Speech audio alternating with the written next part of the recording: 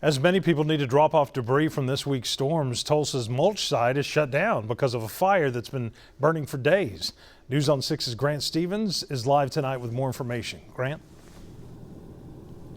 Craig, this fire has actually been burning since Monday, and tonight it is still burning. There is still plenty of smoke in the air.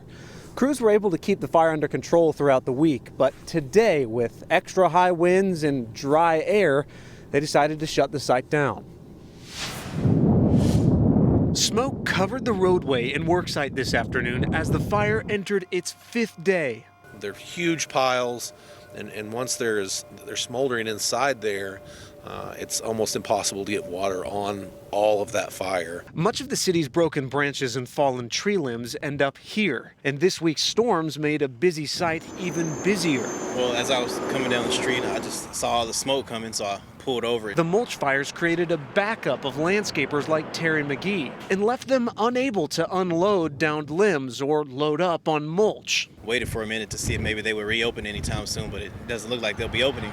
Andy Little with the Tulsa Fire Department says that could take a while. We need to keep this isolated, so the site has to be closed. We can't have people coming and going, when there's potential danger. He says the problem could be high winds and the piles of mulch themselves. We believe it may have been caused just by decomposition, which creates heat, but it's hard to say. Fire crews say they made good progress today by splitting the piles up and letting the smaller chunks burn out. Crews here at the mulch site are working to try and isolate these piles, keep them from getting worse, but it's very difficult.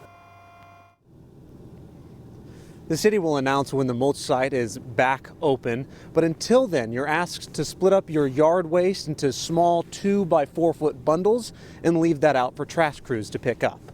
Live in Tulsa, Grant Stevens, Oklahoma's own News on 6.